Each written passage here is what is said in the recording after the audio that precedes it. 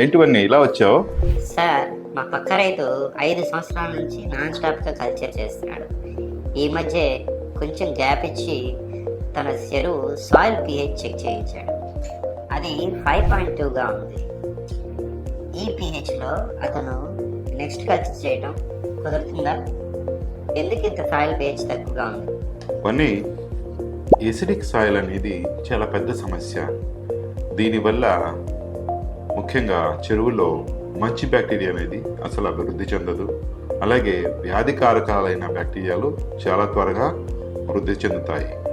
ఈ విధంగా acidic సాయిల్స్లో culture చేయడం చాలా ప్రమాదకరం. అంతేకాకుండా హెవీ మెటల్స్ కూడా సాయిల్ నుంచి రిలీజ్ అయ్యి రొయ్యల మరణానికి కారణమవుతాయి. ఈ ఎసిడిక్ సాయిల్స్ అనేది చాలా ప్రమాదకరమైన పరిస్థితి.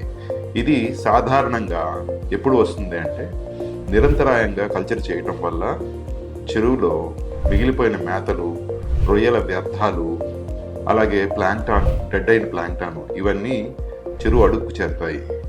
చెరువు అడుగు చేరిన తర్వాత అక్కడ ఆక్సిజన్ సరిగా లభించినప్పుడు అవి ఎనరోబిక్ లేయర్స్గా ఫామ్ అవుతాయి.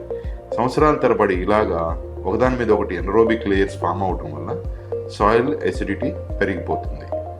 ఇది రకరకాల సమస్యలు, ఇందాక ఉదాహరించినట్టుగా రకరకాల సమస్యలకి కారణమవుతుంది. సాయిల్ pH 6.5 కంటే తక్కువ ఉంటే నైట్రిఫైయింగ్ బ్యాక్టీరియా కూడా మన చెరువులో సరిగా పెరగదు. ఈ విధంగా రకరకాల సమస్యల్ని ఎసిడిక్ సాయిల్స్ క్రియేట్ చేస్తాయి. ఇలాంటి ఎసిడిక్ సాయిల్స్ కండిషన్ ఉన్నప్పుడు మనం తీసుకోవాల్సిన జాగ్రత్తలు ఏమిటంటే పంటకి మధ్యలో తప్పనిసరిగా సాయిల్ pHని చెక్ చేయాలి. సాయిల్ pH 7.5 కంటే తక్కువగా ఉంటే దానికి తగినట్టుగా లైమింగ్ అప్లికేషన్ ఇవ్వాలి.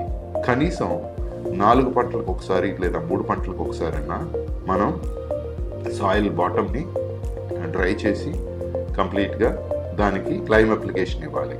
లైమ్ అప్లికేషన్ ఇచ్చిన తర్వాత కనీసం 7 నుంచి 10 రోజులు దానికి రియాక్షన్ టైం ఇవ్వాలి. తిరిగి సాయిల్ pHని చెక్ చేసుకుని 7.5 సాయిల్ pH ఉన్నప్పుడు మాత్రమే చెరువులోకి నీరు తోడుకుని స్టాకింగ్ చేయాలి. ఈ విధంగా సాయిల్ pHని అబ్జర్వ్ చేసుకుంటూ తగిన మార్పులు చేసుకున్నప్పుడు మాత్రమే మనకి మంచి కల్చర్ రావడానికి అవకాశం ఉంటుంది.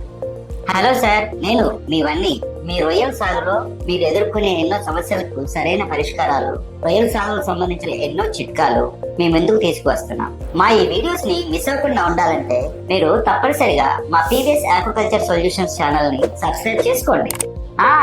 అలాగే బెల్ ఐకాన్ ని ఆన్ చేయడం మర్చిపోకండి. మళ్ళీ ఇంకో వీడియోలో కలుద్దాం. నమస్తే.